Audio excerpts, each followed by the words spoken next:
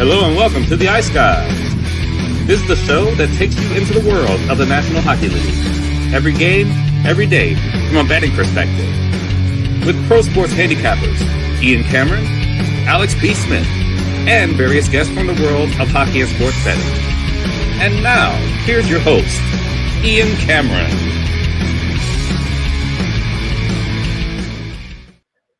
Welcome to the Ice Guys, Saturday, November 22nd. Ian Cameron, Alex B. Smith, and Ryan Robinson in the house, as he often is on Saturdays with us. And big Saturday card on tap. Looking forward to it. Some interesting matchups. We've got 12 games on the board for this Saturday. So we'll get into all those games in just a moment. But first, before that, we'll recap what we saw last night. And I guess Buffalo proved why they were favored for a reason last night by a significant price over the Chicago Blackhawks. It was a bad start for Chicago. Even if it was scoreless for a bit, they were getting outshot, 8-2, 10-2. They had an early power play. They didn't really generate much. They were hemmed in their own zone.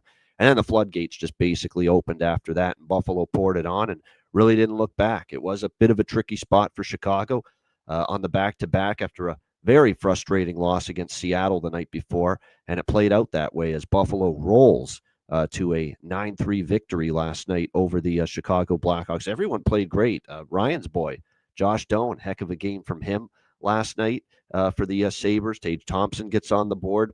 I don't think UPL, I've got to see more from UPL. I don't think he was tested all that much, and he did still give up 3 goals, not facing a ton of shots. But the rest of the team was really good last night. You could tell. You know, I was hearing a lot of quotes that they were really upset about how you play so well against Edmonton and you piss it all away and give it back with that rotten effort against Calgary. And Buffalo certainly made amends for that last night. So a good win for them there. How about Minnesota, man? I'm kind of frustrated I didn't take Minnesota. I didn't really trust them coming off the Carolina win. But they put the boots to the Pittsburgh Penguins. They jumped out early and did not look back in that game. A 5-0 shutout win over the Pittsburgh Penguins. And a nice game for Philip Gustafsson, who I think is playing last night like he kind of sees the other guy, Jesper Wallstedt, really starting to make a name for himself and saying, hey, I got to step my game up now. And he certainly did that for the Minnesota Wild there, getting the shutout in that victory last night over the Pittsburgh Penguins.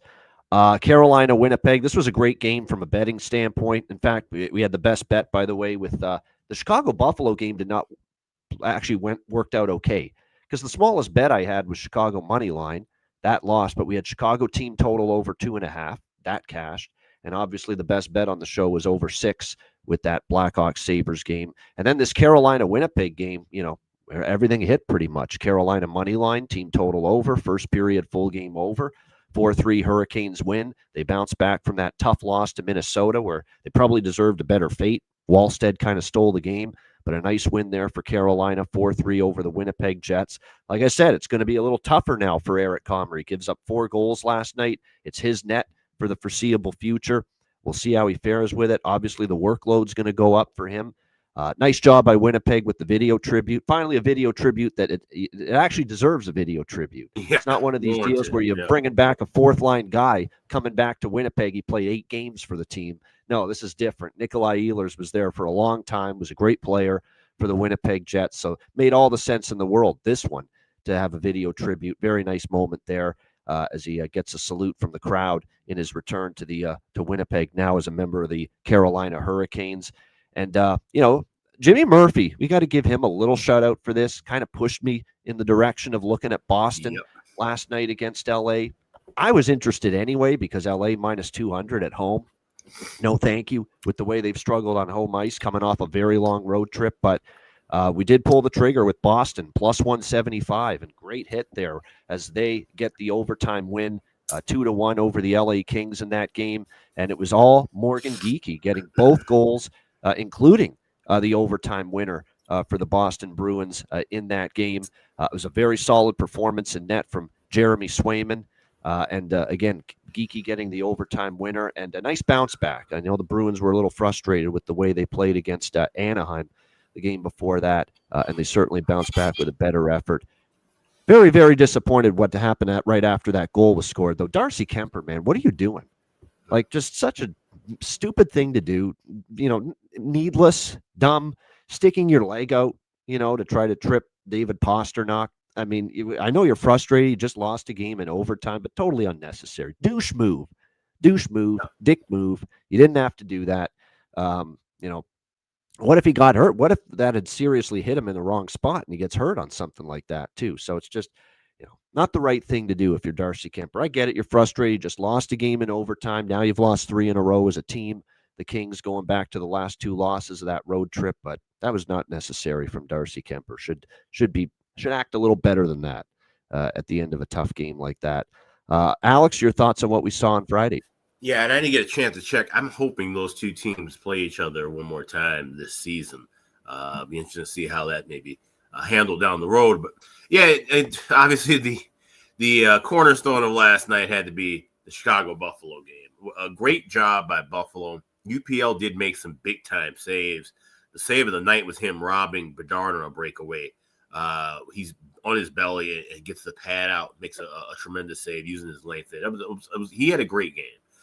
But the Hawks had a terrible game. And a game that you're not supposed to have in a spot after what happened the previous night late against Seattle, where it was a combination of you playing poorly and of getting screwed by the refs. You're supposed to come out with a lot better first period effort. Even if you lose that game, okay, that's fine. You're supposed to come out with a much better effort in that first period. And they were absolutely dead flat early. Oliver Moore with a terrible turnover. Arvid Soderblom gave up a goal. He looked like a goaltending statue, basically. That second goal that he gave up, a puck that you should be able to stop. Any one of the 3 of us could have stopped.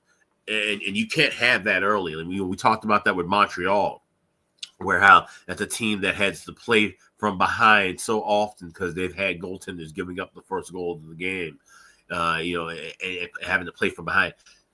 You can't put yourself in that situation if you're a young team like the Hawks. You have to get off to a good start. And especially when you're seeing the second period and the third periods fall apart, like you have to start connecting these periods together. I always talk about storyline mode in playoffs. The Hawks have to start playing more like a storyboard kind of set.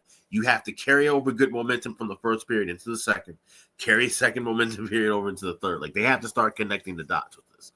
We've seen them play better defense. We've seen their game as a whole evolve. But now you have to work on those tactical points to become a better team. And that's where that starts, connecting your periods together. And the best teams in the league, the teams that are at the top of the standings, they do that. The teams that are at the bottom of the standings, they don't do that as well. So where the Hawks, where they finish out, the rest of the way, it depends on how well they connect their periods together. And they have to start doing it. And the road's only going to get tougher because you go back home tomorrow, you play Colorado. You got Minnesota coming into town. You got Nashville, who, yes, they suck, but they still always give you fits. So you got division points on the line coming up this week. This is a huge week for the Hawks to decide whether you're going to be toward the top or toward the bottom. Yeah, no doubt. Like I said, they don't want this to snowball. It's 2 losses in a row. Seattle lost. You played well. You got kind of a bad short end of the stick there. But last night you were awful. And that's the kind of habits you don't want to allow to permeate. You got to get rid of those. Just flush that game and get back to playing the way you know you're capable of, because you don't want those bad habits creeping in. No question about that. Ryan, your thoughts on anything from last night?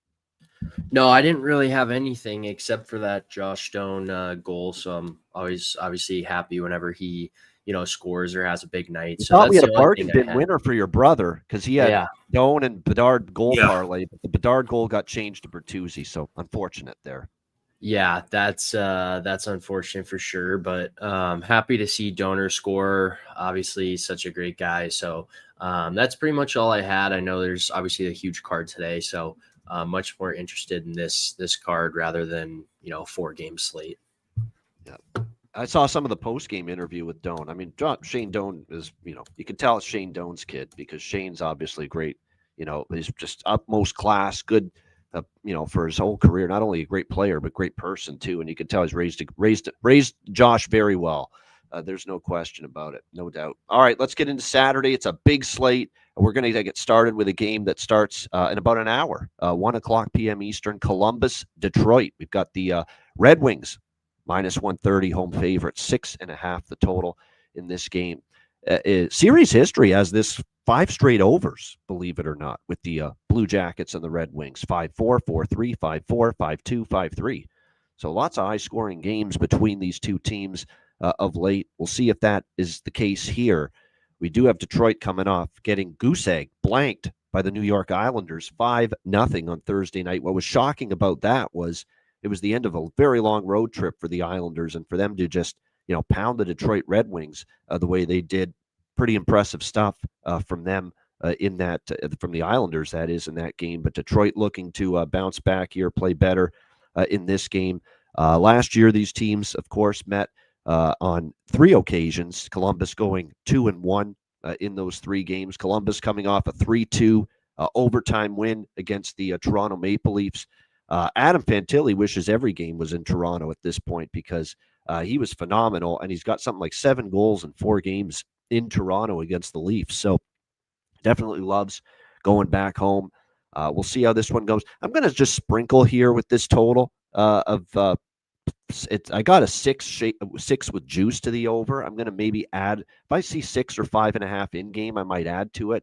A small bet on that, and also a small bet on the draw pregame too. I mean, it's hard to avoid these Columbus games right now and taking the draw. Hard to avoid it. They have suddenly become a team where overtime has become very, very prevalent in their games. 5 of the last 7 games involving the Columbus Blue Jackets have gone past regulation time. So a draw sprinkle for me, a small pregame over bet. The intention, though, is if a 5.5 appears during the game at some point, we'll add to it. Be careful with turning this into an over by Fecta. You're going to look at the 5-0 series history to the over full game. There's 2 or 3 of these that have actually had scoreless first periods between these two teams, where a lot of these games that have gone over head-to-head, Jackets and Red Wings, the scoring has been second period, third period, a lot of goals later in the game. So that's why I would say be careful if you're thinking of maybe tacking on a first period over with this game. Tough call from a side perspective. Columbus is playing better than Detroit, I think, right now. I kind of, want to take Columbus at a plus price. This Greaves and net's been solid, but Detroit coming off the thumping at home against the Islanders, and they're used to these home games early on a Saturday afternoon, that I could see Detroit winning this game too. So it's a tough call for me on the side. Alex, what do you think? Jackets, Wings? Yeah, you made a great point about looking at the series history. One of those 2 scoreless periods also was that last game they played outdoors. So, you always want to kind of grade that slight difference. You have an element advantage, disadvantage, of course, playing outside at times. But this is a game where I would want to wait anyway to try to get a better number. And if we can get a scoreless first period, so be it. Then I can grab a 4.5 or even a 3.5 potentially, depending on how the pace goes with this contest. But I do like the draw. The Columbus Draw Jackets might be a nickname that starts to stick the way that they've been playing to games going to past overtime. All right, good stuff. Ryan, what do you think here, Columbus, Detroit? Yeah, I thought about taking the first period over. However, I don't like the -140, so I still think I'm going to be interested in it. Just wait for a better price if 3 or 4 minutes go by and there's no goals. I think you get it, closer to even money or better. So that's something I'm going to be looking for live. All right, there we go. Good stuff. All right, on we go. Next up, we've got St. Louis and the New York Islanders. Islanders -130. Home favorites, 6 the total. I appreciate that, Nick. I'm not all the way back. Trust me. The good news is I'm not coughing nearly as much right now. My voice is getting a little bit stronger. I'm getting better. Like, I'm certainly on the improve. There's no doubt, but we're not all the way back. Trust me. We're not there yet, but hopefully getting there. Blues and Islanders. Islanders -130. Home favorites, 6 the total in this game. I have to do it. I think it's just, if the Islanders are just this unbeatable, unstoppable force to withstand spots like this that are freaking brutal on paper, so be it. But I'm taking St. Louis first period is what I'm taking here. I don't know about full game, because with this Blues team, I've seen this way too many times with them. Good start, get on the board early, and then fade and crumble, and confidence starts to shake again. And as soon as something bad happens to the Blues, it's insane how their just body language drops, their confidence drops, they start making mistakes, they start fumbling the puck. So the pattern for the Blues has been these good starts and then they tail off. It's happened multiple times with this team over and over again. You look at it, they get the first goal against Toronto and they lose that game 3-2. They actually start the game very well in Philly. They're up 2-0 after the first period in their last game, and then they lose that game 3-2 in overtime. So that's the problem with the Blues. 4-game losing streak, 3-7 in their last 10 games. They've been right there. They've been in a lot of close games, but it's usually been they actually start okay and then things get worse as the game goes on for them. But my gosh, the Islanders' first home game, first period off a 7-game road trip where they went 6-1, where they went from New York and New Jersey in the East time zone all the way out to the Pacific with Vegas, to the Mountain with Utah and Colorado, to the Central with Dallas. You end back in the Eastern time zone with Detroit at the end of that trip. How are you not feeling it here? And just, how do you not have a bad, rotten first period here off a trip like that? I know these are human beings after all, not machines, as Doc Emmerich would say. I think just from a pure spot perspective, and given the St. see what did I tell you? The cough's not totally gone yet. St. Louis's tendencies to have pretty good first periods, better starts than finishes. I think the St. Louis first period looks not a bad one here in this game. St. Louis money line first period. I think St. Louis first goal of first period, an Alex B special at FanDuel at a nice plus price. I'm going to dabble in that here in this game as well. That's St. Louis first goal of first period. And how do I not take the draw here? You just have to. St. Louis has been just absolutely insane right now. As far as going to overtime, it's happened already twice this week, back-to-back against the Leafs and the Flyers, and I cashed the draw in both of those games. 4 of their last 6 games have gone past regulation. The Islanders, they're always a threat for overtime. 3 of their last 6 have gone past regulation. Last year, one of the 2 meetings went to overtime. So Blues first period, first goal of first period for the Blues at a plus price, and the draw.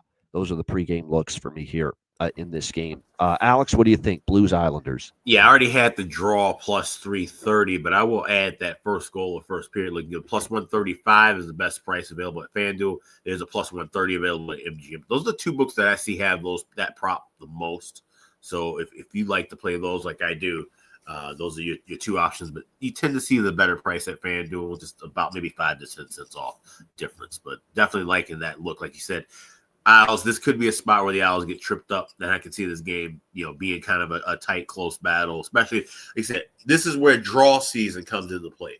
2 teams, cross conference, don't mean anything to one another at an early start time. If the Isles are down, 2-1, 3-2, I can see them trying to push just to get that goal, just to get that extra point and make sure you at least get a point secured rather, and then play for that extra point in overtime. So plus 330 I like, but I would be taking plus 135 with Blues to get the first goal in the first period. All right, good stuff there. Yeah, so I should have mentioned, Aaron, I should have mentioned that for the first game too, the goalies.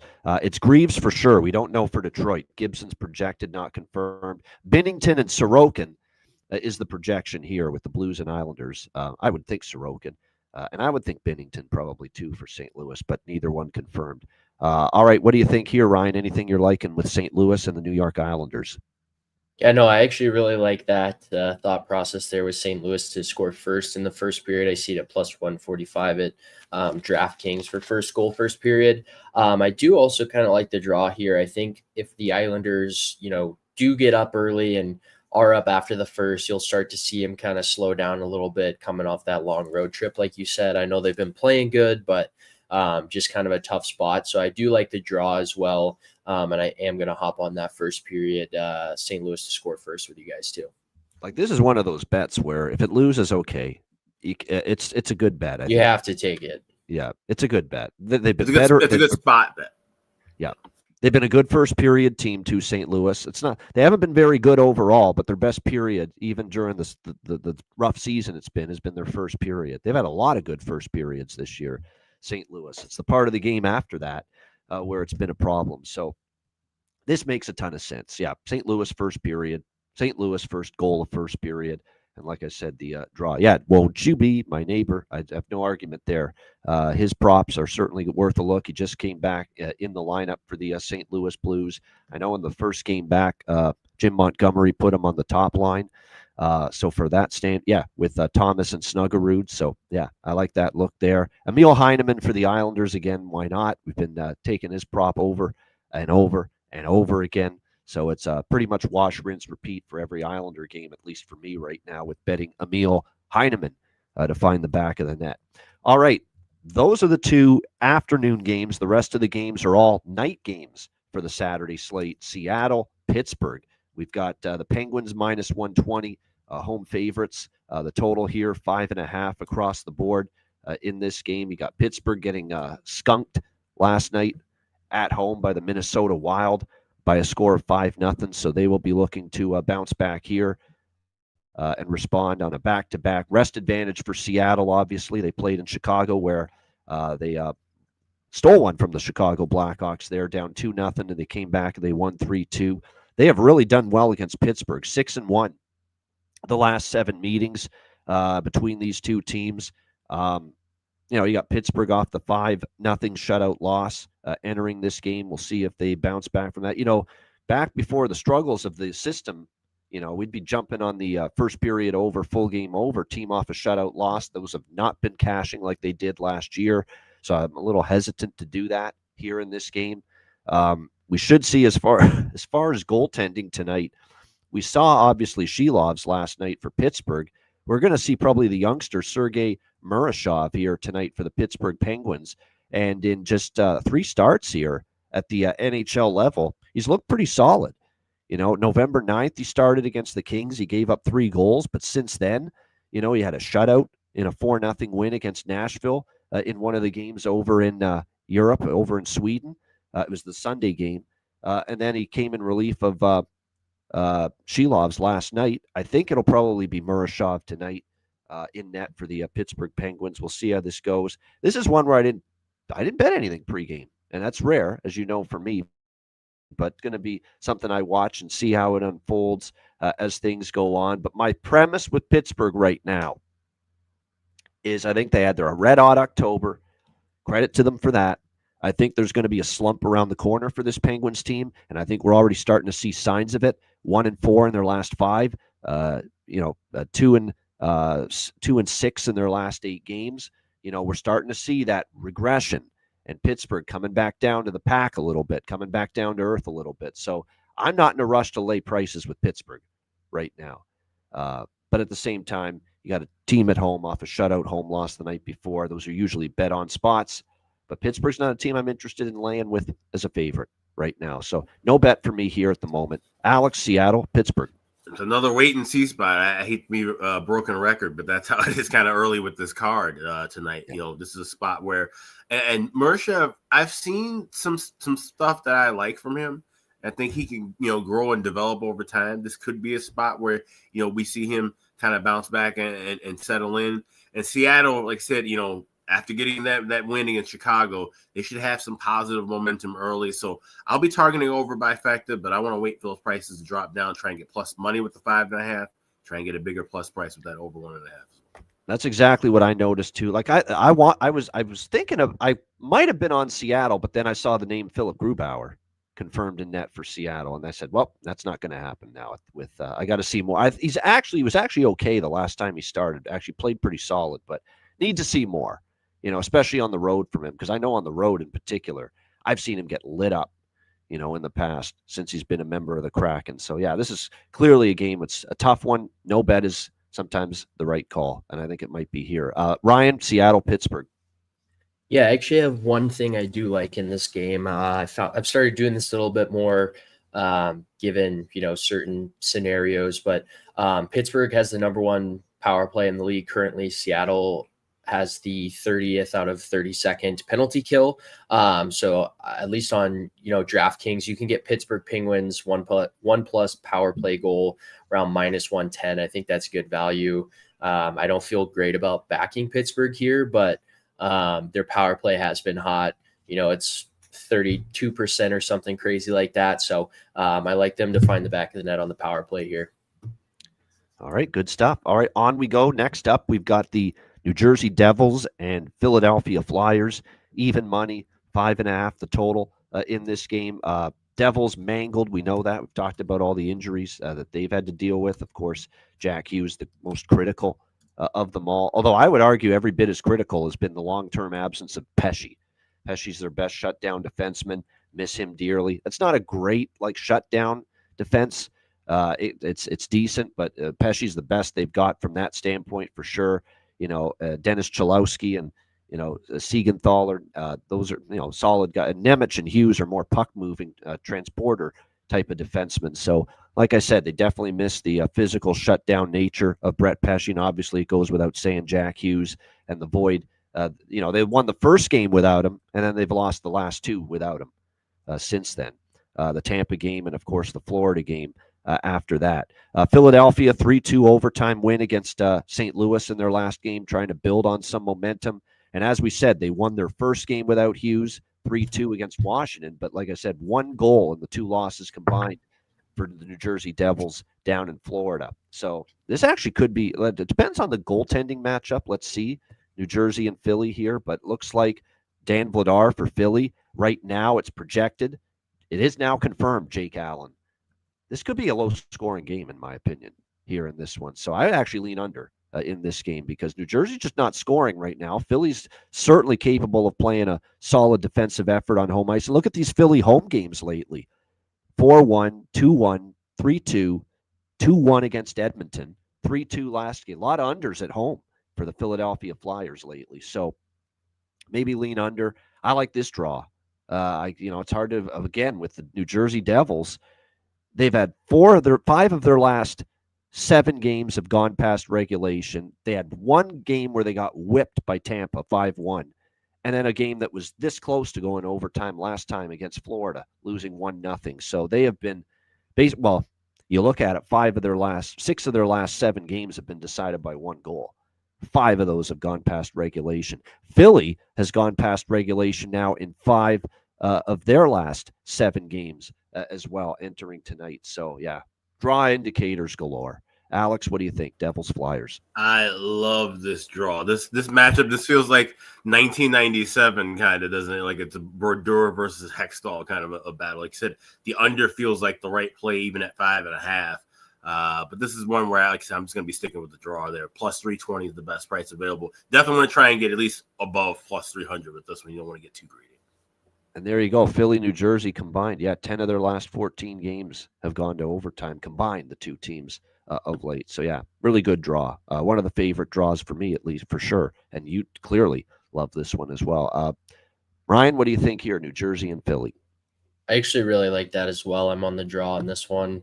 I don't really have a great feel about sides or totals. I honestly kind of lean New Jersey a little bit. I thought about taking their team total, but I think the best play in this one is the draw as well. So I'm going to take that one with the value here.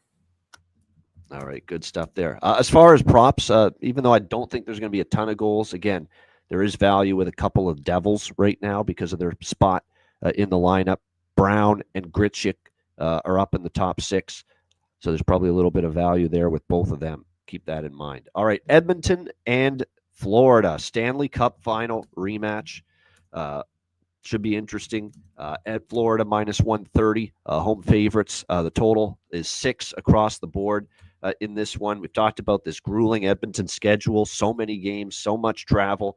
It's really been a tough sledding for them during this run. They look at this road trip. They lose to. It's been a tough week since beating Carolina last week, 4-3 on the road in overtime. They lose 5-1 to Buffalo. They go to Washington. They start slow, give up goals early, and then they lose 7-4 against Washington. And then the very next night, a back-to-back, and they get the early goal. They actually play a pretty solid road game. They nurse a 1-0 lead into the third period, only for the Lightning to tie it late in the third, and then the Lightning to win it in overtime with Gensel's breakaway right after a robbery of Roslovic by Vasilevsky at the other end of the ice right before that. So really tough, painful loss for the Oilers there. But if one game could shake them up and get them out of their doldrums and cure what ails them, I feel this could be the time, this could be the spot and this could be the opponent because Florida has had their number. They are sick of Florida. They've beaten them in the final 2 years in a row.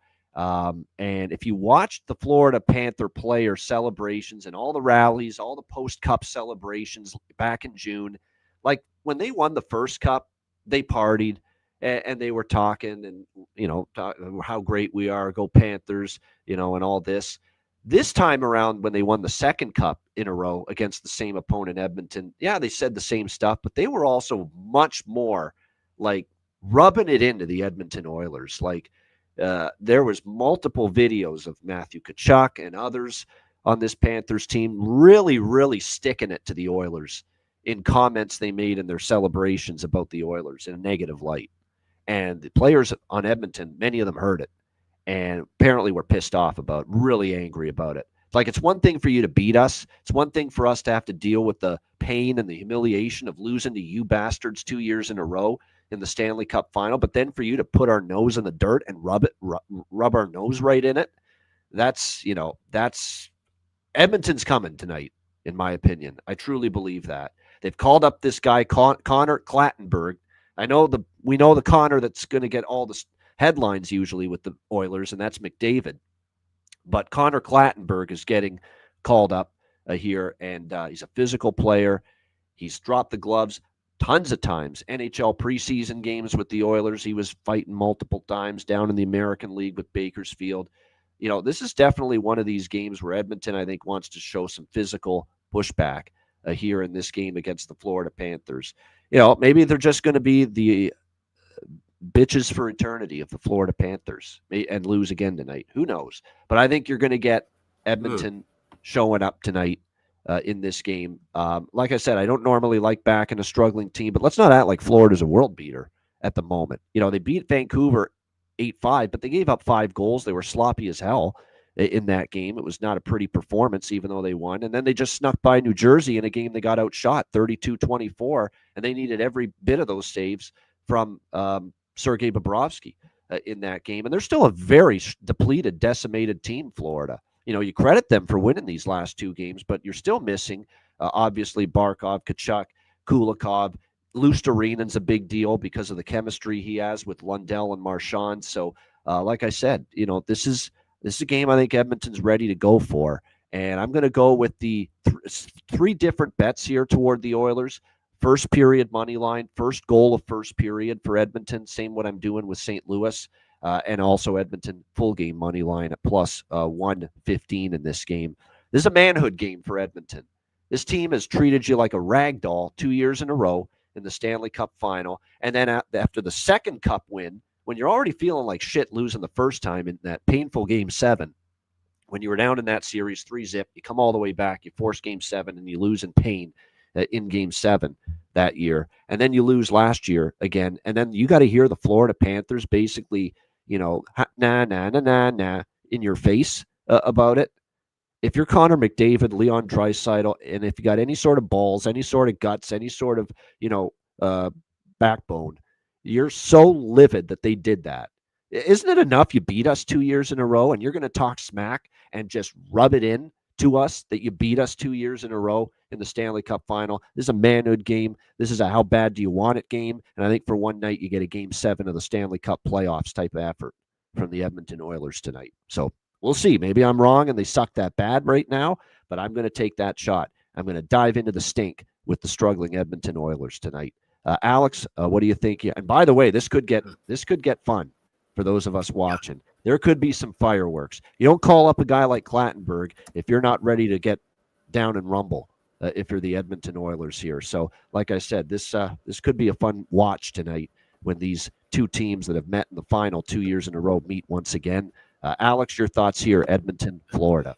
If you watch NHL Network throughout the season, you'll notice on the crawl they'll have the dates of different things that are happening, important dates. Within the league schedule this year, when the Olympics start, when the season ends. But I've been seeing this date specifically for the rematch of Edmonton and Florida. And it seems like, everybody's kind of waiting for this one, not just because it's a rematch of the last 2 cup finals, but because of, like you said, how Florida celebrated that second cup win. And I have no problem with that.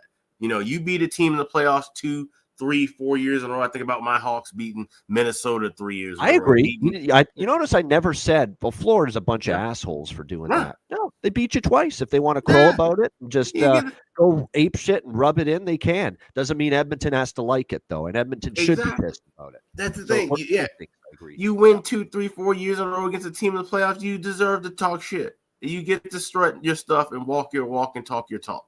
And it's a man-up game for both teams.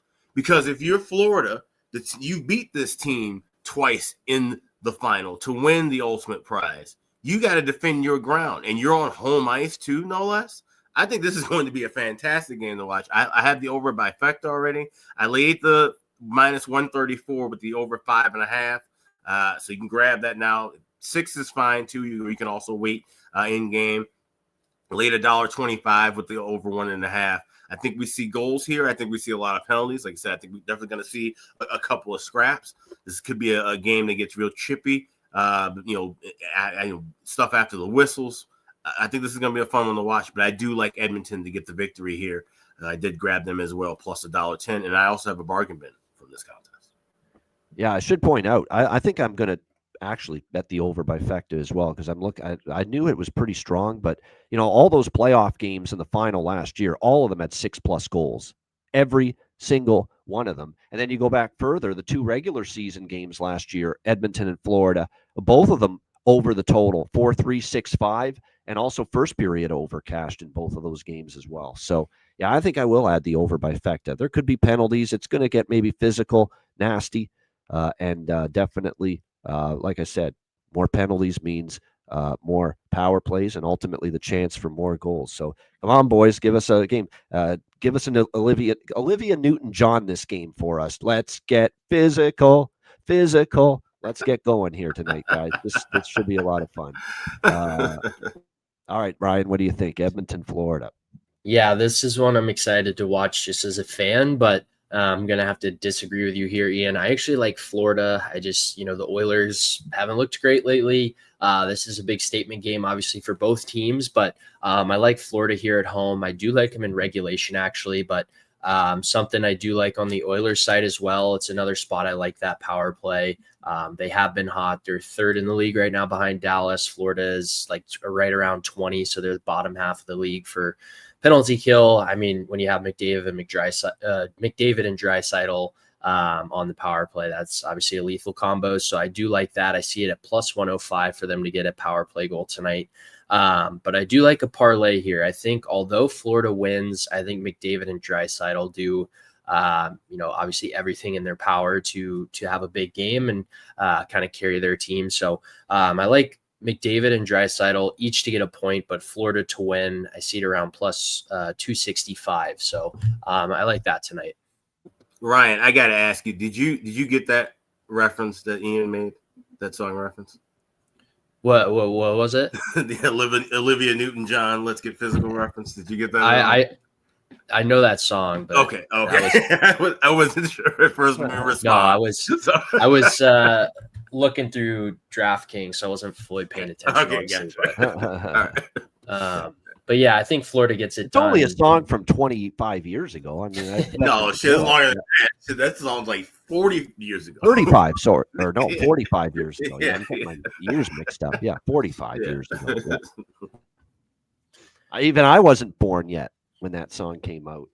That shows you how long it was, no doubt. So, like I said, this will be a fun watch. There's no doubt. As far as props, Savoy on the top line, I think there's some good value with him on the top line with Roslovic and McDavid for the for the Oilers. Samoskevich is still up with Lundell and Marchand. So, like I said, maybe look in that direction as far as value is concerned with Mackie Samoskevich there on the top line. So there's a couple considerations there for player props in that game.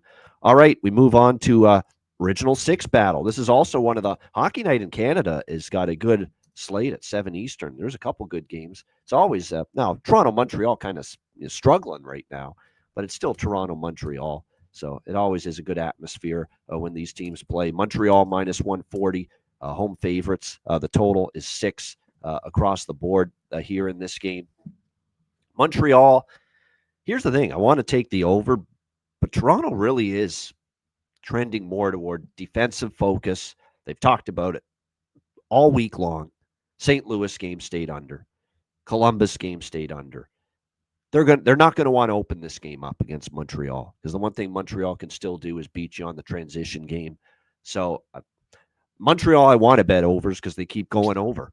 They just do. And the run is what, 10-1 or 11-1 now for these Montreal games over the total. So maybe I'll bet it small, but I am worried that Toronto is kind of trending the other way now. They're missing so much as far as offensive capabilities with Nyes and Matthews and others still out, but they are trying to focus on being tighter, locking it down more defensively. So this is a lukewarm over for me. I don't love it as much as I should. Normally, I've been loving these Montreal overs, but Toronto now, after that crazy run of 13 in a row to the over, it's now 2 straight unders for them this week. The games against St. Louis and Columbus back to back. So kind of on the fence with that over. I like the draw here. A draw to me makes sense. These teams need points. They're okay with. They asked Berube yesterday about all the overtime games. He said, and someone actually asked him about it. All the overtime games, like the most overtime games we've seen in a very long time to start the year. He says, "Are you shocked by that?" He says, "No. Teams know how important every point is. We want and that's how close the league is, top to bottom right now." He's like, "It doesn't bother me. It doesn't freak me out. It doesn't bother me that we've played a lot of overtime games." So what that tells you, it's not like the coach is drilling into the Leaf players, "Hey, you got to win this game in regulation."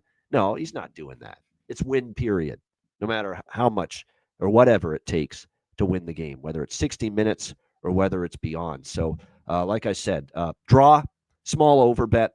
But like I said, I'm keeping it light because I do think Toronto, there's a shift right now. And now they're really, really trying to focus on tidying up the D zone these last couple of games. Alex, what do you think here? Leafs, Habs. Yeah, this is one where I'll be looking at first period over live. I'm taking a shot with Toronto to score first goal, first period, plus 145. And check patreon.com/ice guys, because I will have a first goal scorer and a second goal scorer from this game. That's the market that is available at DraftKings. You can bet the first, second, and third goal scorers of the game, and those prices get elevated. But I will take a shot here with the draw. I feel like I always bet the draw with Leafs and Habs, which hasn't really worked out of late. There's only been a couple of these meetings over the last 10 to go past regulation. But like I say, in current form, this is a game that's worth betting the draw with as well. Yeah, no doubt. There's no way I can bet a money line side in this game. Not Toronto in their state right now and the injuries. Yeah, they eked one out to snap the skid against St. Louis, but St. Louis is in kind of rough shape, and we saw what happened against Columbus. They couldn't follow it up. They're still missing so much right now. But I'll be damned if I'm laying minus 140 with Montreal. You couldn't get it done in the spot of a lifetime the other night against Washington. You're not getting my money again. I'll tell you that. Fuck that. Fuck that. That is just not happening. Ryan, what do you think here? Leafs, Habs. Yeah, it's a tough spot. I'm kind of torn. I wanted to take Leafs, but they haven't been in great form lately. So I'm just going to take a shot here, a small shot with the first period over. I know full game, Toronto has been a bit more defensive, like you mentioned, but I think early on there could be a couple goals. So I like the first period over. I'm going to sprinkle it at minus 135. And, especially if there's not goals in the first couple minutes, you'll get even better value. So might even double down if, a couple minutes go by. But that's all I have in terms of, pregame for this one. I do like also actually Nick Robertson. I know someone West Coast mentioned it, mentioned it in the chat for anytime goal scorer plus 340. I think there's really good value there. So I will be on that as well. Yeah, I don't mind Nick Robertson. I think Easton Cowan is so close to getting his first NHL goal.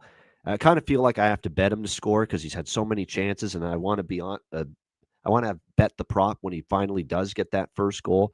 And you have to take a shot too with going back to Cali. Cali Yarncroke spawned the top line again for the Toronto Maple Leafs, and that's where he did some damage early in the year when he was up there. So worth a shot there.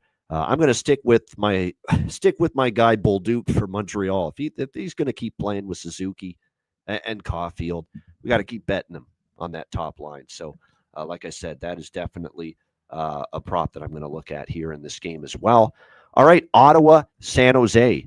We've got the Ottawa Senators here, minus 170, road favorites. Total here sitting at 6, shaded to the under. 5.5 actually is the total in some spots here in this game. I'm just taking, this is one of these games where I've said this a bunch of times. If you haven't been on something for a few games already and you're jumping in now, maybe I wouldn't take it or recommend it.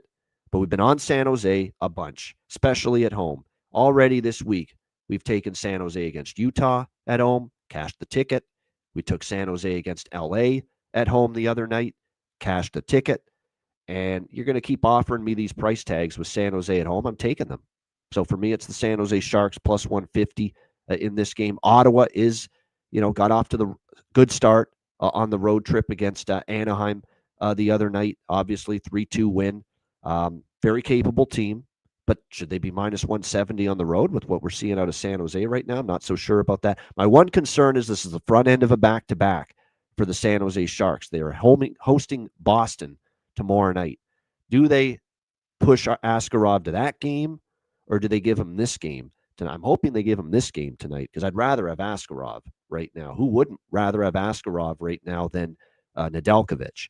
Because Yaroslav Askarov's been great. Absolutely terrific during this run he's had. He's projected right now to be the starting netminder tonight for San Jose. It's not confirmed yet, but it's multiple sites seem to think he's getting the game tonight. Nedeljkovic will get the game tomorrow night against Boston. That's very interesting, Jonathan. Good stat there. I don't mind going against it, but it is worth noting if you're Allmark 7-0 against San Jose in the past. That's pretty good numbers, but it's a different San Jose team now. San Jose with confidence, playing some good hockey. At this price, you have to take it, especially when you've been on them a couple of times already, getting prices like these. So for me, San Jose plus 150. Alex, what do you think here? Senators, Sharks. Yeah, and keep in mind, those numbers with Allmark against San Jose, I'm sure are heavy shaded with him playing with Buffalo. Buffalo notoriously owned San Jose for a very, very long time. That's probably true. And that was a really bizarre. That's something that sticks out with me and Ian because it was just a very bizarre trend of a bad Buffalo team beating really good San Jose teams for like over 10, 12 years. But this is one where I think the Sharks are alive in this spot again as a home dog plus 150. Kind of the same vein of where we were betting Anaheim and Chicago earlier of, this is just a value that you're not going to get down the line. You're not going to be able to bet plus 150, 160, 170 with the Sharks. They continue to win at these spots. So I think this is a good spot to back them here. Even if it ends up being Ned and net, I still think this is a good spot. And the Sharks can get a win here. So give me Sharks, money line. I probably will grab a little piece of team total. Yeah, no doubt. Like I said, it's they've been good at home now. You look at the Sharks at home. They beat Colorado, Winnipeg, Florida, LA, Utah here at home. They are on a 5-1 run in their last 6 home games. So again, they're playing quite well here on home ice. Ryan, what do you think here with this game, Ottawa, San Jose? Yeah, I'm kind of with you guys. I like the Sharks. Good plus money price, but I'm going to split it up between a little bit on Sharks money line and a little bit on their team total. I feel like, they can get to 3 goals. I see over 2.5, minus 110, minus 115. So I think that's really good value for a Sharks team that has a lot of youth, a lot of offensive firepower. I do also like, a Celebrini goal here. He's been hot. He's been having a great season. So that's all I have for this game.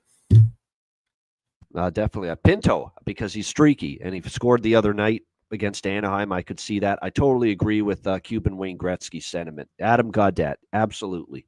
Former Senator, now with the San Jose Sharks. Former player angle, facing his old team. I like that. I think it's a good night to take a shot there with him to find the back of the net. Adam Gaudette here for the San Jose Sharks. Remember how red hot he was scoring goals early in the year last year for Ottawa. He was quite the reclamation project story he became with how strong he was in between the pipes, or not in between, in scoring goals, I should say, for the Ottawa Senators early last season. All right, Tampa Bay, Washington, Capitals, minus 120, home favorites. Total here sitting at 6 across the board in this game. Capitals have a little something going now. I've been impressed this week. You beat LA. LA was playing well on that road. They hadn't lost on the road trip till they played Washington. They beat Edmonton 7-4. They're starting to get their offense going. This is a team that had a real problem scoring goals in the early part of the season. And now just in the last 2 games, we've seen them explode offensively. Spencer Carberry's team, which has got to be a welcome sight for him because he's had to answer a lot of questions this year. Why is this team having such an issue scoring goals? And of course, not only is the team starting to get it rolling offensively, but Ovi is. And it really is a team where if Ovi's going, the Washington Capitals are going right now. 15 goals in the last 2 wins against Montreal and Edmonton. We'll see if they can keep it going here against Tampa Bay. Tampa Bay with going on the road here for just this one game, and then they go back home against Philadelphia. You look at the series history or the season series so far. They've split the 2 meetings. Washington won at home. Tampa won 3-2 down in Tampa. Identical scores in both games, 3-2. But I'm going to ride the momentum here that is the Capitals. Playing well, short price at home. I'm going to take them here, minus 120 in this game. Total, I'm off the total here. It is worth noting, 3-2 final score with the previous 2 meetings between these teams. So that definitely has you pointing in the under if you buy into what we've seen already in the previous 2 meetings with these 2 teams this season. Alex, what do you think here, Tampa Bay, Washington? This is another draw that I like a lot, and give me Alex Ovechkin at 45-1 to get the game winner in overtime. There we go. Draw and Ovi, game winner in overtime as well for Alex in this one. Ryan, what do you think here, Tampa Bay, Washington? Yeah, I was on the draw, but I'm going to hop on that with Alex as well. Plus, that's insane odds. Ovi's been streaky. He's always, always found success, it seems like, against Tampa. So I'm going to sprinkle that as well, just because it's too good odds not to. No doubt. Off the floor on the board in his return with Tampa Bay to tie the game last game against Edmonton, Nick Paul, tricky Nicky Paul. We're going to go back to the well. Even though I like Washington in this game, doesn't mean we can't bet props on the other team. I always say Plus that. 440. Yeah. I'll probably tail on that too. Yeah. Yeah. And obviously, like I said, does not get talked about like Point and Gensel and Kucherov and some of the Hagel, Sorelli, some of the other players on this Lightning team up front. He should be. He's a really good player.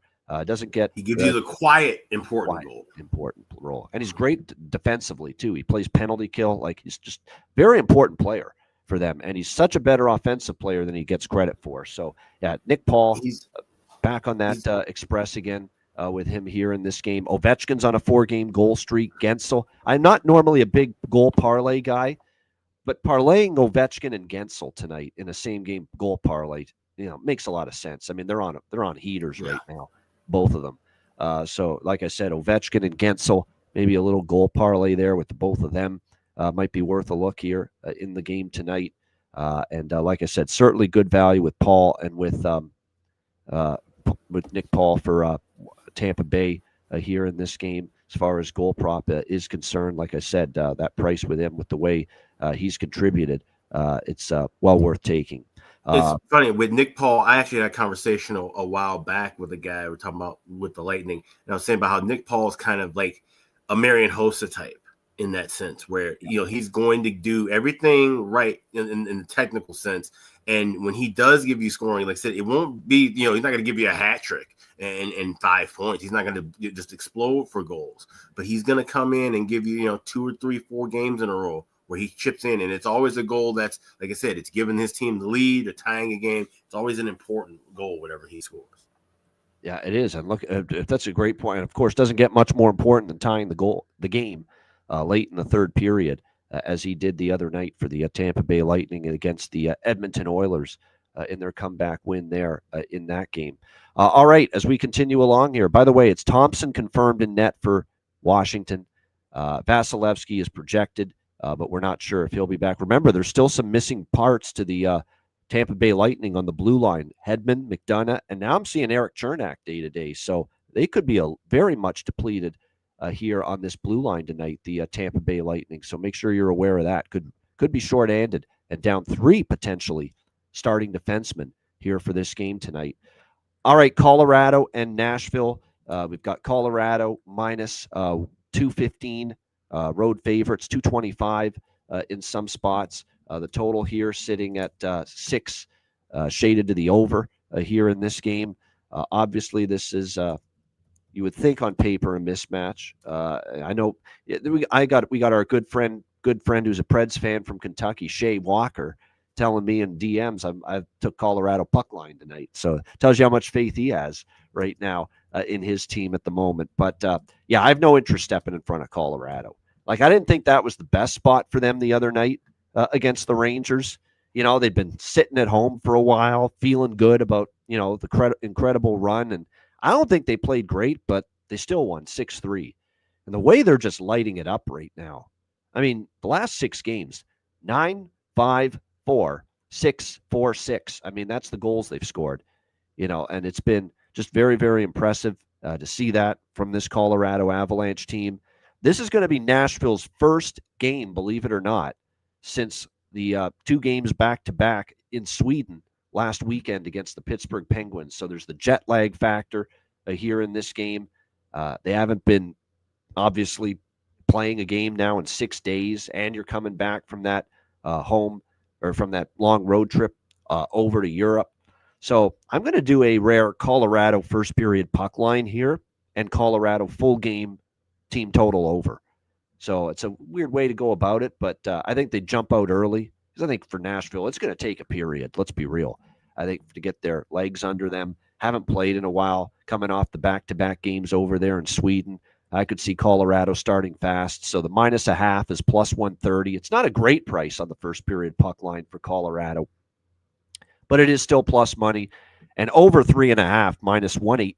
Over 3.5 is -114 for Colorado. Oh, wow. Their team total at Pinnacle, which is the reduced juice book. -118 -118 is at FanDuel is the best, probably American available price. That's a great price for it. And again, this team is scoring 4 goals in their sleep right now. So Avalanche team total over 3.5 and that first period puck line as well. Alex, what do you think here? Avs, Preds. I was laughing because I already grabbed the team total 3.5 -118 earlier, but as I was on my phone, then I was adding first period puck line. I got +128 in fact, because he said this is just a good spot. And we saw how Pittsburgh looked shaky coming back off that Sweden trip. Nashville, I could see this being a disaster piece, honestly.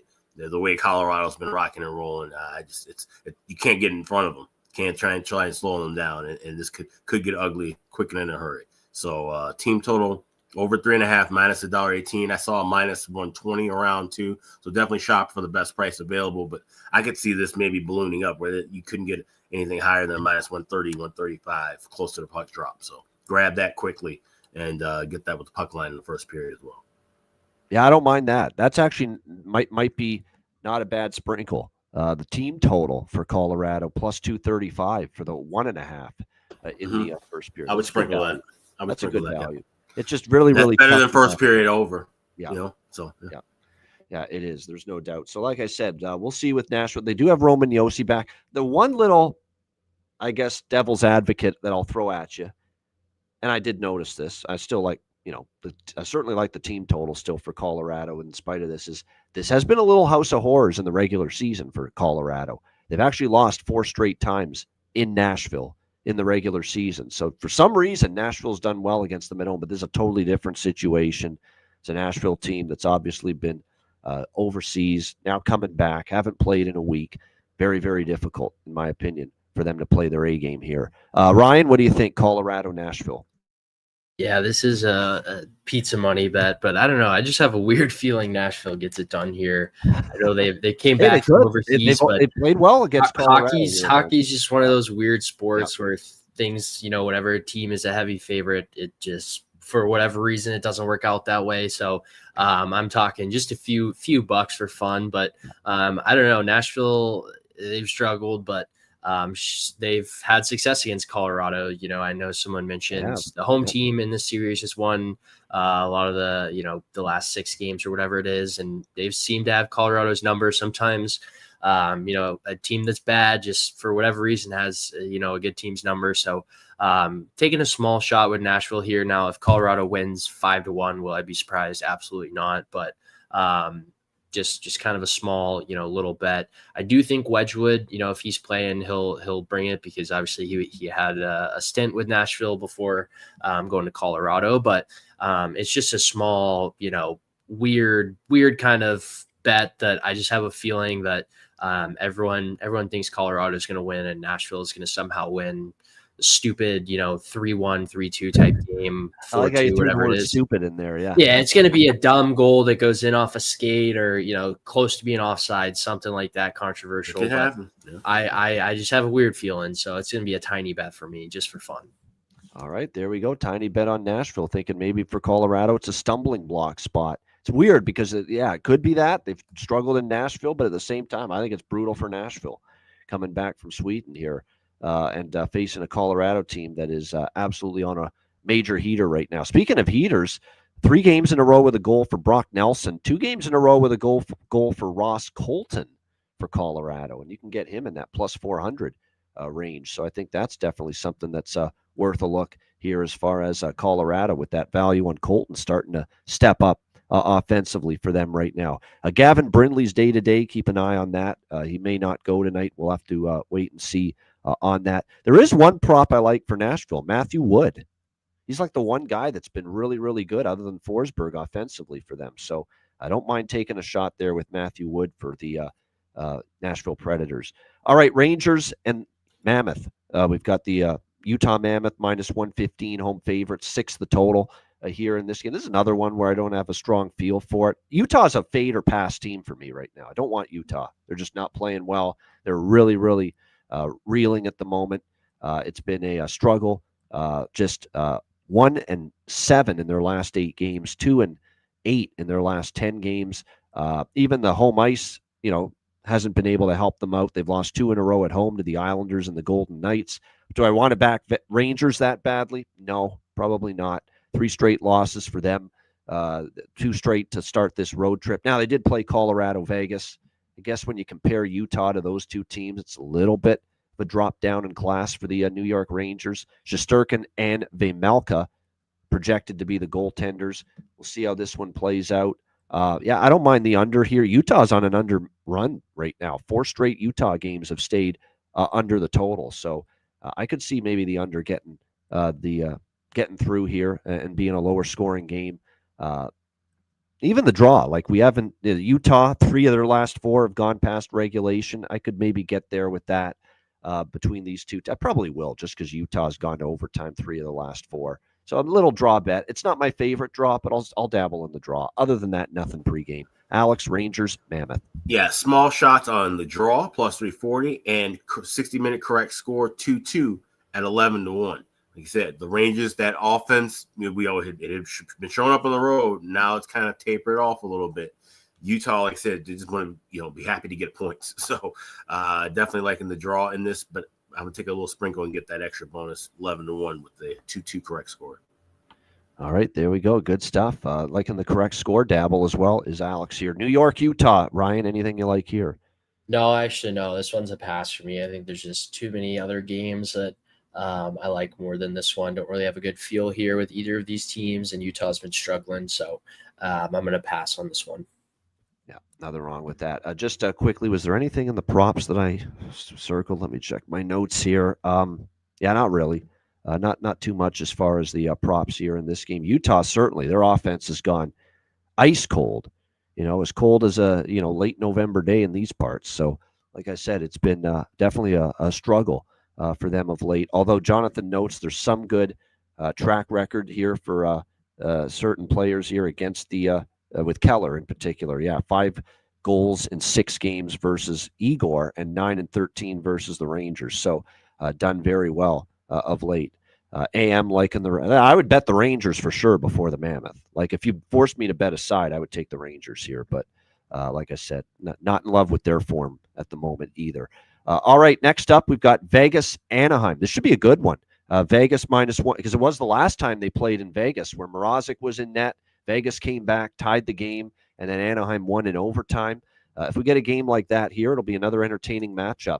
We've got Vegas -140, road favorites, 6 the total here in this game. Anaheim off the 3-2 home loss to the Ottawa Senators. We'll see if they can bounce back here in this game against the Vegas Golden Knights. See, I'm not as gung-ho about taking Anaheim in this spot. I really liked it at the bigger price in Vegas a couple weeks ago, but now you've got a in-division revenge, spot for the Vegas Golden Knights, a Vegas team that actually we think of them historically as being a really great home team, and if you're going to take a shot fading them, do it on the road. They've been a better road team this year, Vegas, and they've won 3 straight road games as well, entering, actually, no, 2 of the last 3. They did lose to Minnesota in overtime, played well enough to win that game. It was pretty close, but they beat St. Louis 4-1. They beat Utah 4-1. So they've actually played a little bit better here on the road. Like I said, Vegas trying to avenge a 4-3 overtime loss on their home ice to the Anaheim Ducks just recently. We'll see how this one plays out. But like I said, I think certainly I'm not betting against Anaheim as a plus price home underdog. You guys know that. But I don't know if this is going to be the spot I'm going to jump in and take them here either. First period over, I do like. You've got Anaheim coming off the loss. The Vegas, first period overs have, cooled off a little bit. I will say that. But in this spot with Anaheim off the loss to Ottawa the other night, Vegas, I think, knowing that, you can't be spotting Anaheim a lead like you did the first meeting, I think there's a chance we could get 2 goals from these 2 teams combined in the opening 20 minutes. So I'm going to look at that. First period over here with Vegas and Anaheim. Draw, yeah, maybe. Again, not a draw I love, but it did go to overtime back on November 8th with these 2 teams. Vegas has gone to past regulation and cast the draw in 3 of their last 7 games. So this might be a draw dabble, but there's others I like more than this one. Alex, what do you think? Vegas, Anaheim. I'm just seeing what Aaron said in the chat about Tomas Hertl, who's a player I like to get the overtime game-winning goal. I do like this to go to OT. I like the draw here. But I will be looking to grab Vegas money line in game at minus 140. I feel like there's going to be back and forth, and I think I'll have a chance to grab Vegas at plus money. But I feel like this is going to be a good back and forth battle. 2 teams that are fighting for the top of the Pacific Division. I don't think anybody was expecting that November 22nd that it'd be Anaheim and Vegas 1 and 2 at the top of the Pacific, and this could be a battle of 2 of the best teams in the West. So this should be a fun one to watch for sure. First period over, might look for that live too as well. I don't want to lay 148 to 150 right now pregame. So there's a lot of live looks, but I will grab draw and Tomas Hertl to get the win. I think Vegas wins this game tonight. There we go. Yeah, I like that. Beckett Seneca for the Anaheim Ducks. I do. He's been scoring at home quite a bit. And even that first goal sprinkle, we're going to have to start doing that when the first goal indicator starts to come from our guy, Jonathan Davis, like it's done for a few of the players. Especially home team and road team goals. And I'm kicking my own ass for that because I missed out on doing that with Bertuzzi last night. I had first goal of the game. I should have had first road goal score that would have cashed. So, yeah, you got to sprinkle and divide that up if you want to, even if you're doing it 50-50. But make sure you get a little piece of something on the home team and road team first goal score when you bet first overall score. He scored in back-to-back games for Vegas. Do we trust? Like, he's a third pair defenseman, Ben Hutton, but it is plus 2,000. And he has scored in back-to-back games. I might just lottery ticket, $2 lottery ticket, exactly. Yeah. Braden Bowman's the one I really like. You know how much I think of Braden Bowman for Vegas. His call-up has been outstanding. Since he's been up, he's made an immediate impact. Bruce Cassidy has put his trust in Braden Bowman, putting him with Eichel and close-shave Barbashev on that top line. So, like I said, Braden Bowman is definitely a goal prop that has become a go-to for me since he's been called up to the Golden Knights. Ryan, what do you think here, Vegas, Anaheim? Yeah, I'm on the draw on this one. I actually think I kind of lean Anaheim, if anything, but I don't have a side pregame. Kind of want to see how the first, 5-10 minutes of the game go. But I do like that draw for this one. All right, we wrap it up with Ryan's team, the Dallas Stars, taking on the Calgary Flames. We've got Dallas, minus 135 road favorites. The total here sitting at, looks like 6 shaded to the under here in this game. This is a road trip that Glenn Gulletson, the head coach of the Stars, has called it my ex-wife road trip, because he's had a connection to all these teams in Western Canada, assistant with Vancouver and Edmonton, and of course a head coach with the Calgary Flames years ago. So I'm sure memories for Glenn Gulletson here returning to Calgary now as the head coach of the Dallas Stars. Dallas starting the road trip off victoriously 4-2 against the Vancouver Canucks the other night. The struggling Vancouver Canucks, but nevertheless, Calgary struggling almost as badly, although they are off a rare win, 6-2 against the Buffalo Sabres. How well have the Calgary Flames done off a win this season, you ask? They're only, let me just see here, 1-2, 1-3, 1-4 off a win. Only once this year have they won back-to-back games, the Calgary Flames, and it came back on November 2nd at Philly and November 5th at home against Columbus. Only one instance this year of the Calgary Flames winning back-to-back games. So that's going to be, that's concerning. Trusting this team to string quality wins together. If you look at last year, Dallas swept the series, winning all 3 meetings, 2 of them in Dallas, as well as a 5-2 win in Calgary over the Calgary Flames. So we'll see how this one plays out. We'll see who's in net as well. It was Jake Ottinger against Vancouver. It is going to be Jake Ottinger. I think it will be Jake Ottinger tonight. It'll be Devin Cooley getting another opportunity here for the Calgary Flames. How about this decision by Ryan Huska? Is he trying to throw a little shade at Dustin Wolf? Who knows? I don't think that's the case. I think he's just trying to reward Devin Cooley for being the guy in net against Buffalo the other night when they finally won a game. And he played pretty well in that game. So give him another opportunity here in net. We'll see how it plays out. I'm kind of sick and tired of fading Calgary with Cooley in net and not having good results to show for it. That's kind of been my season going against Calgary when Cooley's been in net. So my emphasis will be, I initially lean Dallas. Pre-game, I'm not going to touch him, -135. If I see a plus price in-game, I probably will take Dallas, but I'm going to need that to get involved with the Stars because I'm going to give Devin Cooley his props right now. He's given Calgary some good goals. He's one hell of a character here. Did you hear that friggin' interview after the win the other night, talking about how he just tries to block everything out and say, none of this matters. I'm going to die someday and yada, yada, yada, and just not think about, overthinking it and making mistakes. You talk about the goalies are weird and they're very unique characters. Listening to Devin Cooley in that post-game interview after the win against Buffalo, you find that out quite well. But his numbers are really good. 1.8 goals against and .935 save percentage in his 3 starts this season for the Calgary Flames. So, like I said, I'm pumping the brakes here a little bit pregame on going against Cooley at the moment. What do you think here in this one, Alex? Dallas, Calgary?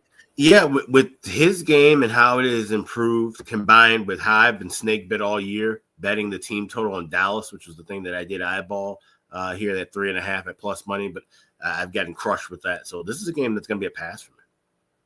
All right, Ryan. I have a feeling Ryan may not be passing on this since it's a Stars game, but what do you think, Ryan? Dallas, Calgary? Yeah, I actually I know last time I was on, I didn't feel great about Dallas. I forget who they were playing, but I do like them in this spot. I think, earlier this morning, I think it was at -140 or -145. It's already moved to -135. So I do like that price against a Calgary team that hasn't been good this year. There are a lot of props too in this game. Rantanen has had success against Calgary in his career. I think he has 6 or 7 multi-point games against them. Robertson has 2+ points in 6 of his 12 career games against Calgary, and he's red hot right now.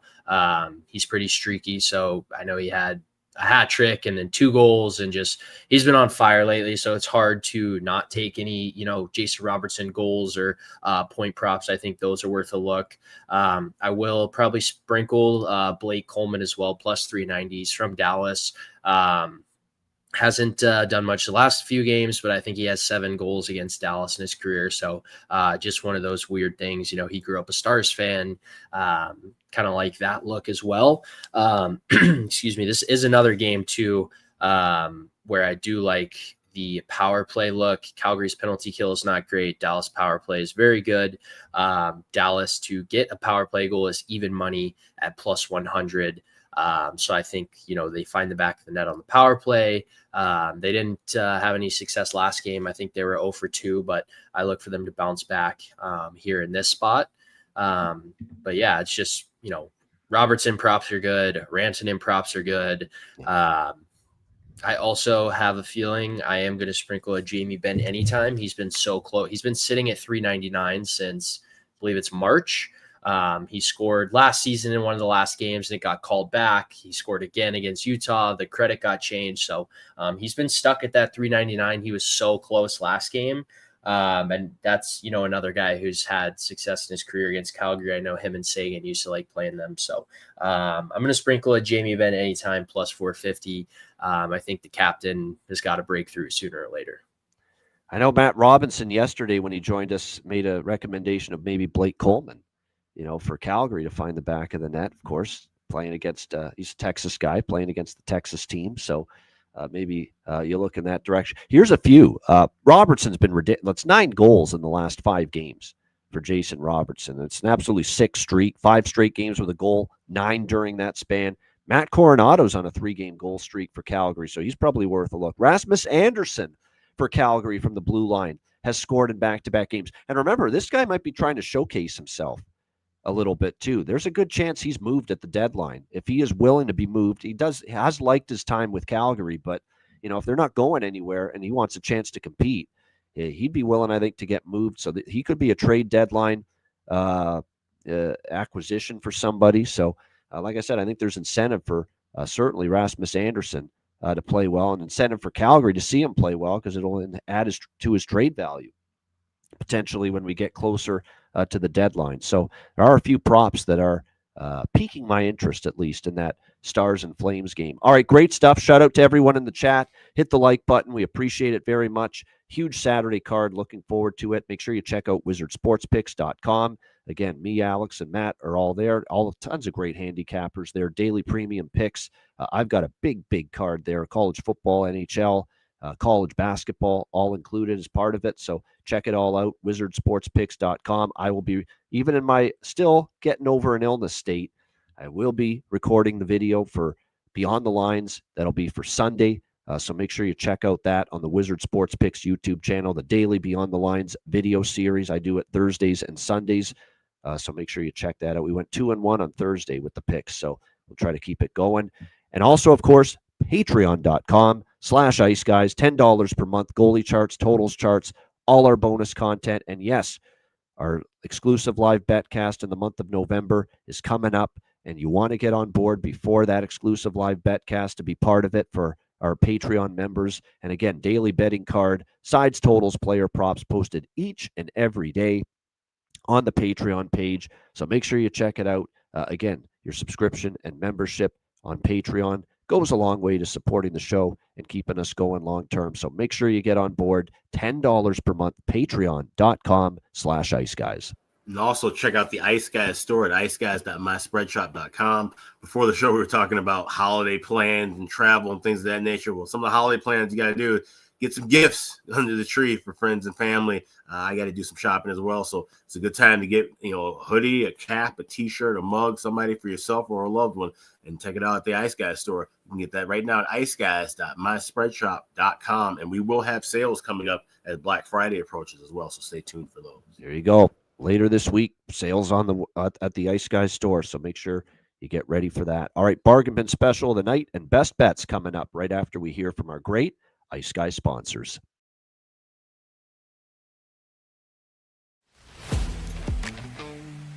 Wizard Sports Picks, featuring the finest handicappers in the universe. Sharp insights, trusted picks, and relentless results. We strive to help you become consistent winners. This is Wizard Sports Picks.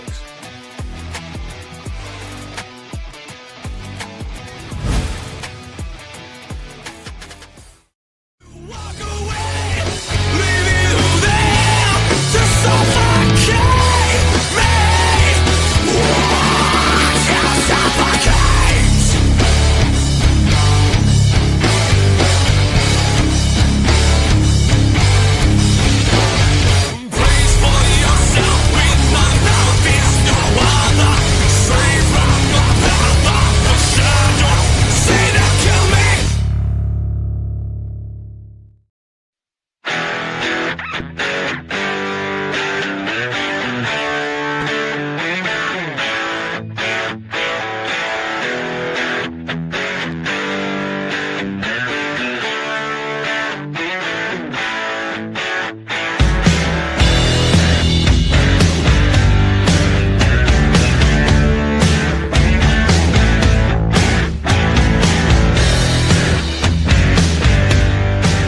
Royal Cannabis, where the kings and queens shop. Thanks to all our sponsors, including Royal Cannabis. Check them out, royalcannabisshop.com. 20% off with promo code IceGuys. All right, bargain bin special of the night for this Saturday slate. All right, Alex, we'll go to you. Lots to choose from. What do you got for bargain bin special of the night? You know, when a team has to stand and deliver, they call on their captain to rise in big-time moments. And there's no team that needs to stand and rise in a moment today bigger than the Edmonton Oilers and their captain, Connor McDavid. I'm taking him to score 2 goals today at 12-1, and I'm also taking him to get 3 points today at plus 350. Those are my 2 bargain bin specials for tonight. Edmonton taking on Florida. Connor McDavid to get 2 goals, plus 1,200, and 3 points at plus 350. Yeah, you know, he needs one of those beast mode type of performances. The last time he had it was that third period against Columbus. It was a few weeks ago at home. I remember it.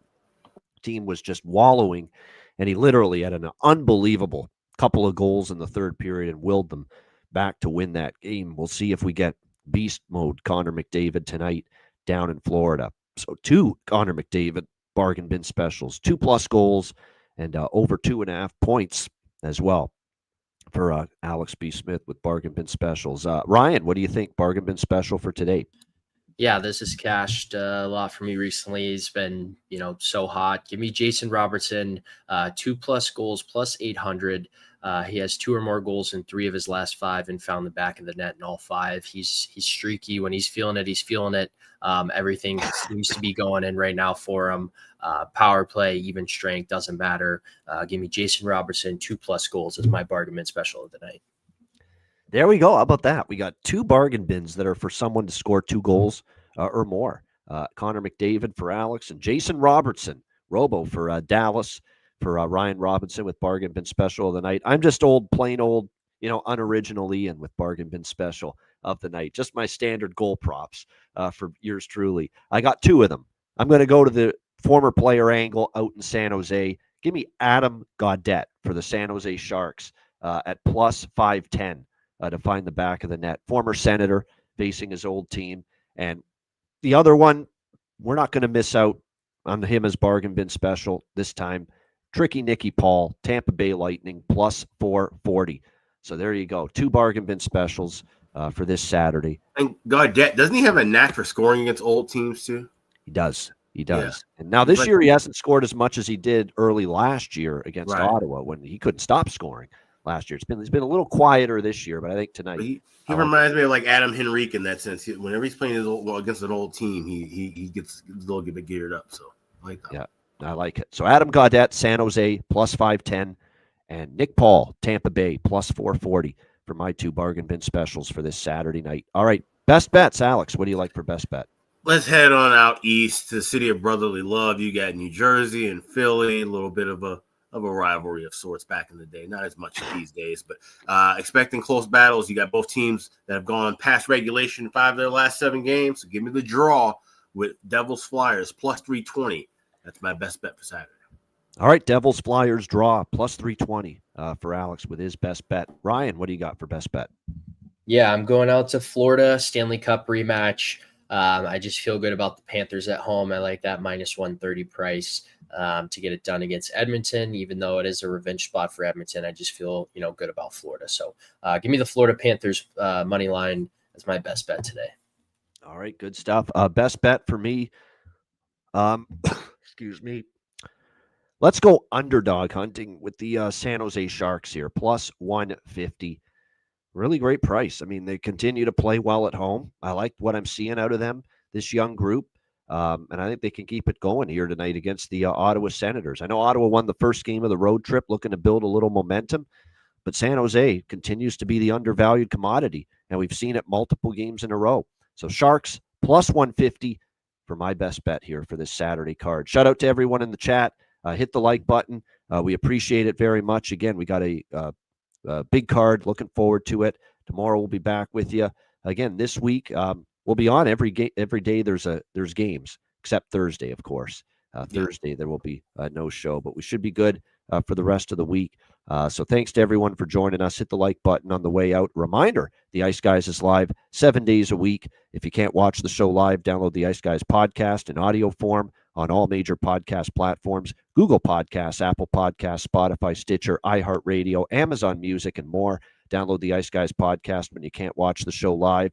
For Alex B. Smith and Ryan Robinson, I'm Ian Cameron. Have a great Saturday. Enjoy the games and good luck. And we will be back with you tomorrow on Sunday at noon Eastern for another edition of the Ice Guys.